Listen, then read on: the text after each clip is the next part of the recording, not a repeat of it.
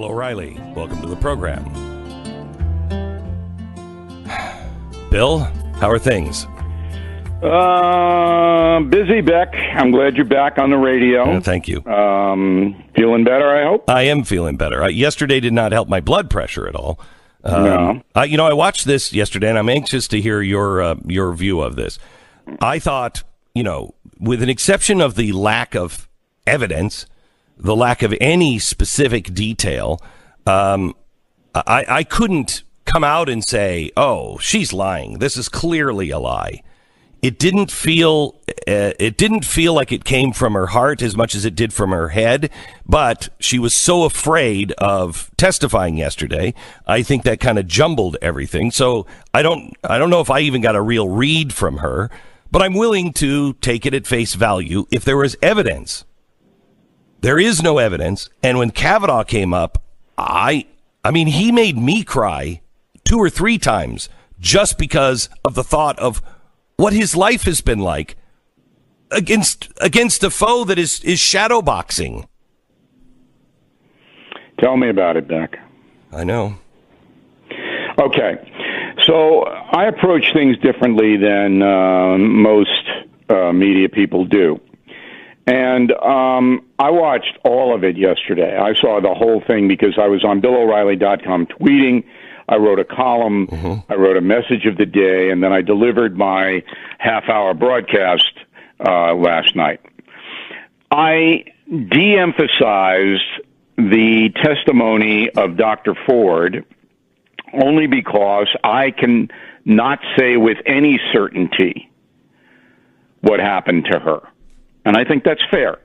I can't, it's beyond my capability. I can't read her mind. I can't read her heart. And I think most talk to a therapist. Most Americans are like this. I'm not willing to throw her under the bus.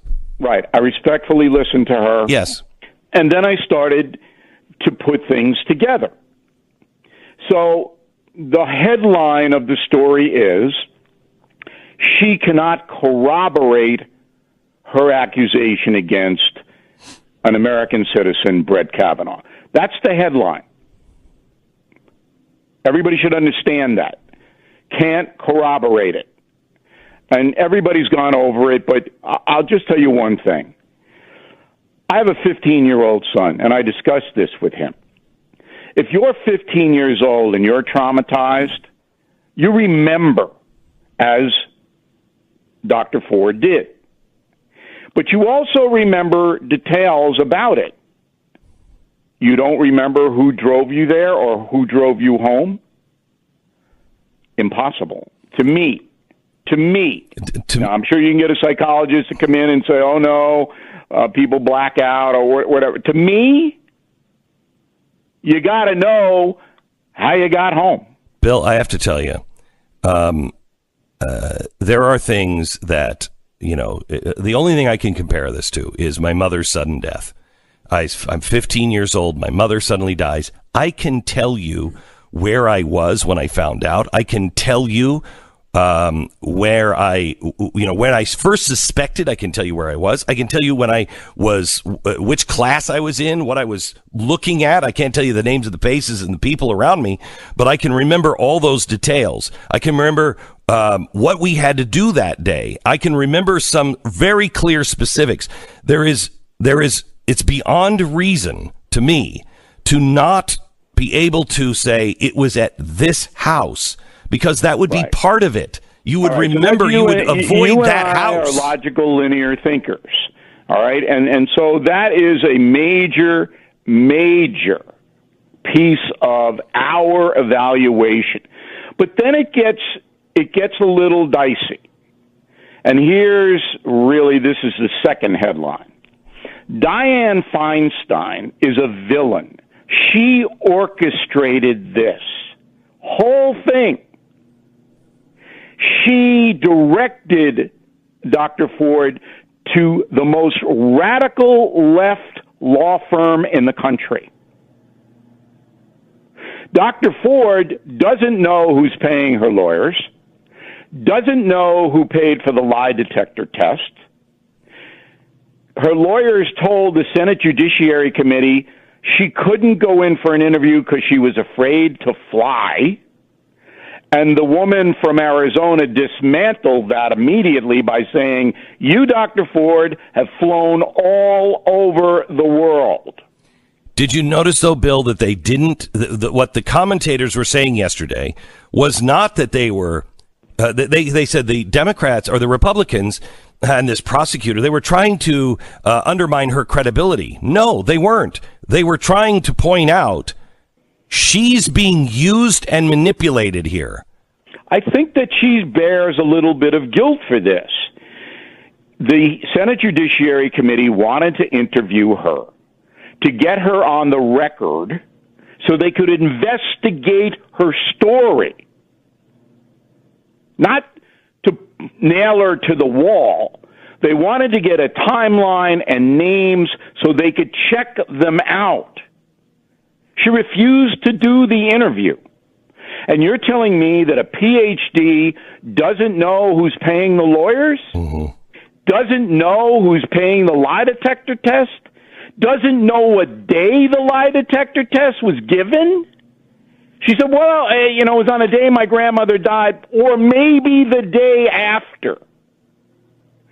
It starts not to stack. And anybody in this country who has been accused of anything, and that includes kids in classrooms, all right, which they didn't do, unfairly accused, starts to say, all right, give me the facts. Tell me the facts. They weren't told. So my conclusion was, if I were a senator of the United States, I would vote to confirm Judge Kavanaugh, because there was simply nothing there to disqualify him. I'm a linear thinker. I'm a logical man. Everybody listening to us right now, ask yourself this question. Was there anything that you saw or heard yesterday that disqualified Judge Brett Kavanaugh from sitting on the Supreme Court? Is a woman standing at an elevator screaming at a senator that she herself was assaulted, therefore Judge Kavanaugh is guilty? Is that enough to vote against Judge Kavanaugh? Because that's what the senator from Hawaii is saying. That's what Kirsten Gillibrand from New York is saying, and Kamala Harris and Dianne Feinstein.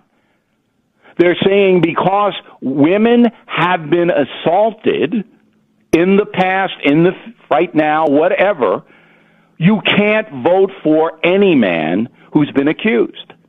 Any man. So therefore, anybody can raise an accusation to disqualify anyone from an appointed position or even running for office. All right. I want to get to Bill's take on what Kavanaugh said yesterday when we come back.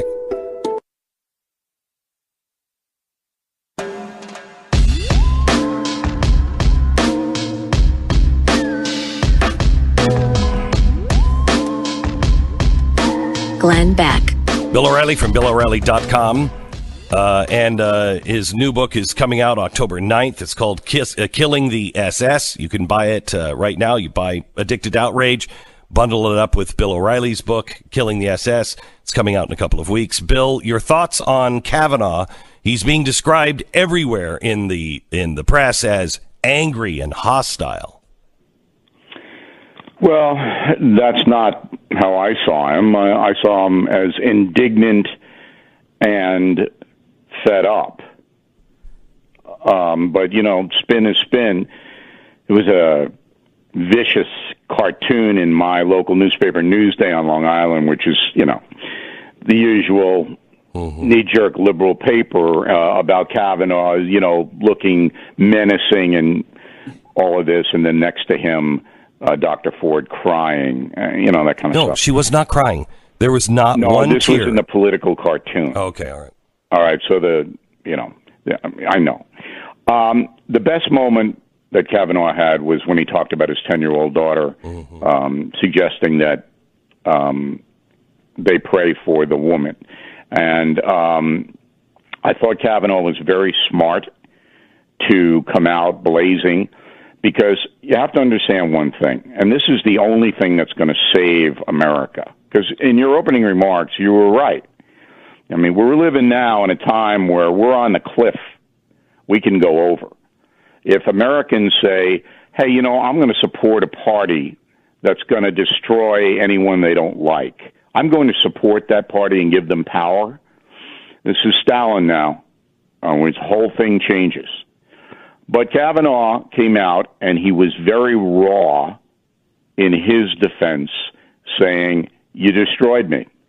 And even if he gets confirmed, this will never go away. Never. Right. Never. And his wife and daughters will be traumatized forever as well. So you did it. And you did it for political reasons, because I'm innocent. Very powerful.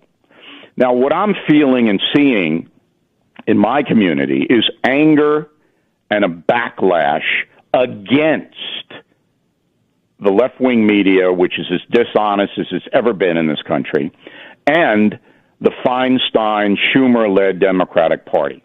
I'm seeing that here, and I live in a pretty diverse community, not a conservative place.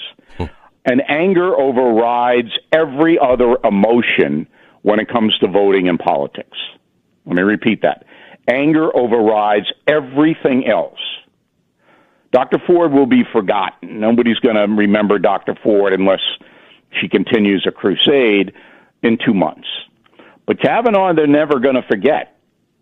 And the anger about attacking him and his family is now at, I think, a record level. I saw the overnights just for the cable news, Fox News doing record ratings because people are coming in there who support Kavanaugh. The others, CNN and MSNBC, are far behind. So the anger is being galvanized. And will it show up in the midterm elections? I think it might. I think it might, because too. I fully expect, Beck, another attack, either on Kavanaugh or President Trump, coming before the vote next week. Back on with more with Bill O'Reilly in a minute.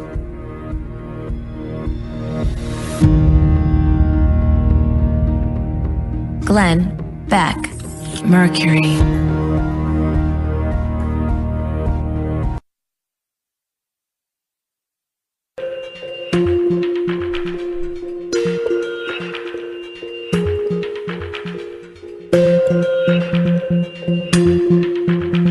You're listening to the Glenn Beck Program.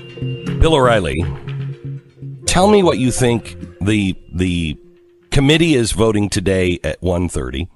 Then they have to have a cloture vote. And then I think it's scheduled for Monday, a full vote in the Senate. How's this going to play out? I think he'll be confirmed. But here's what I'm worried about. Keep your eye on the New York Times or the Washington Post. It's close, but the New York Times is the head of this movement to disqualify non-liberal people from public service. All right? So the paper sets itself up for anybody in America to call them or get in touch with them to attack conservatives and Republicans. I expect soon another attack on either Kavanaugh or Trump to divert attention away from what I think is going to be a loss yesterday for the liberal community and the progressive movement. They lost. Maybe some of them don't know it, but I think the smarter of them know they lost. So they've got to attack again. With no attack, I think it'll be tied. Somebody will do something, but if any Republican votes against Judge Kavanaugh, they're going to be ostracized from the Republican Party. So if Lisa Murkowski in Alaska votes against Kavanaugh, she's through in the Republican Party. Done. Maybe you peel off Joe Manchin in West Virginia as a Democrat vote. So I think the odds are that he will be confirmed. But believe me when I tell you, they're working feverishly now to attack. So what do they? When you say you think that there is something coming, Yes. and it might be about Trump, to divert attention, or Yes. as a last gasp to get somebody to vote against him? Well, they're both the same thing. If you get another accusation against either Kavanaugh or Trump, okay, the press will run with it wall to wall. You know that. Mm-hmm. Nobody will check it out. I mean, this Avenatti thing, it's been discredited by the people, not by the press. The press ran with it. But the American people basically said, look, we don't believe this. We don't believe him. It didn't even come up in the hearing yesterday, which was interesting. Even the fanatical Democrats who put anything and smear anybody stayed away from it. No. There were plenty on CNN yesterday Well, that doesn't are on matter. their I'm panels talking that to we're talking people about. Yeah. I'm talking to senators. Yes. Look, the pundits on CNN and MSNBC and even Fox to a certain extent are going to say what they think will enrich them because they get paid per appearance. They're going to say what they think the network wants to hear or whatever. I don't even listen to them anymore, Beck. I don't know. Do you listen to them anymore? I don't even listen to them. First time I watched cable news, and I don't know how long was last night. Yeah, I mean, I don't. I know what the game is. I want to make money, so I'm going to say what I think is going to get me money, and that's what it is. So why am I bothering with that? And I think the American public, if you look at the viewership, it's going down, particularly among Americans 25 to 54. I think they know the game is up. You're not going to learn anything. It's the same garbage. But anyway, keep your eye on the New York Times, and it could be the Washington Post at the vehicle, but there's stuff in the wind right now. They're desperately trying to gin up something else. So when you have Feinstein yesterday blaming the victim's friends for releasing this letter, Bill, how the friends didn't have the letter. How Dianne Feinstein has ruined her reputation. This morning, she attacked Kavanaugh as being belligerent. I mean, your jaw just drops. The man, life and family and children are being destroyed, and he doesn't have a right to have some righteous anger on display about it? Not according to Dianne Feinstein. Anybody following this, anybody paying attention knows that Feinstein orchestrated this whole thing. It came from her. It was leaked from her office. I don't believe that Ford didn't know this was going on because the lawyers at Feinstein directed Ford to, as I said, are the most radical progressive lawyers in this country. So this was as Lindsey Graham pointed out, a well-designed hit job held back in case they needed to destroy Kavanaugh at the final hour. And they did need to destroy him because he was on his way to confirmation. So it was all a methodically planned thing led by Dianne Feinstein. So the one thing that I did hear yesterday that I agreed with is, Mark Judge is supposed to be, he's accused as well. And I know he swore in his statement. It is different than sitting in front of a panel. When Kavanaugh was asked about it, he kind of gave I thought, a really poor answer on it. Why wouldn't you have called yesterday? Why wouldn't they have called Mark Judge? Politics. They didn't want to take a chance that he would come in and not be credible. This is a Republican side. So why take the chance? They have his affidavit, sworn affidavit. And on Mr. Judge's part, would you want to go in there and have your life ruined? No. Okay. No. So I think we can all understand why Mark Judge didn't want to go in, because he would have been threatened, his whole family would have been threatened, and his life would have been altered forever. Does it bother you that he wrote that book and, basically talked about these kinds of things and used Did it bother Bart, me? Yeah, Bart O. Kavanaugh. Does it bother you that he wrote this and Kavanaugh again didn't have a good answer for that, but he had nothing to do with it? I'm assuming that in the high school that they attended, and I attended a similar school, that there was stupid stuff going on. I assume there was drinking and stupid stuff. Yeah. All right. So does it bother me? I mean, I'm not going to cast judgment. Every American knows they've done dopey things in their life, particularly in high school and college. Everybody knows that. But I'm sitting there. You asked me a question. The Republicans on the Judiciary Committee didn't want anyone coming in who the Democrats could make a piñata out of. Mm-hmm. That's why they didn't call him. Do you think they made the right call by having the investigator ask all the questions yesterday? No. Why? I don't believe she was effective at all, and she wasted a tremendous amount of time. She didn't have a sense of urgency. She was far too accommodating in her, demeanor? I think that basically the Republicans on the committee were terrified that they were going to be accused of slamming a victim or a survivor. That's the new word, survivor. But this, the lady that they brought in from Arizona, she felt that she had all day to do this, and she did not. And she wasted an enormous amount of time. And had not Lindsey Graham taken it away from her, that hearing might have gone the other way. Yeah. Graham saved it. Yeah, I was really I was disappointed in the results of that. I thought it was, kind of political cowardice that they didn't want to take it on. But I would understand it because there's no way to win.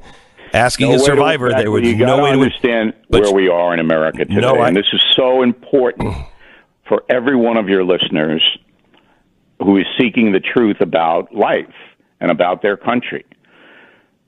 Anyone who goes up against the progressive movement, anyone is going to be attacked and their lives may be destroyed. This is what happens in totalitarian regimes, and it is happening in here because the press is enabling it. Instead of fighting against that, the press is gleefully joining in, piling the wood up on the pyre so that Dianne Feinstein can light the match. This is where we are in America today, and I am praying, and I use that word literally. I go to church every Sunday. I am praying that voters in November understand the danger of empowering a movement within the Democratic Party that says due process is obsolete, and we have the right to tear you and your family apart if we disagree with you. And this is in late-night comedians now. This is in the newspapers. This is on CNN, all the network news. It is coming, and it is coming at a frightening speed. And the only people who can stop it are the American voter. That's the only way to stop it. Prediction for the November election. Can't do it now. We got to see what happens with Kavanaugh. I do believe if he's confirmed, there'll be a backlash against Feinstein and her crew. I do believe that. But, we talk every week about the third week in October. I'll be able to give you a clearer view. Okay. Bill O'Reilly, thanks so much.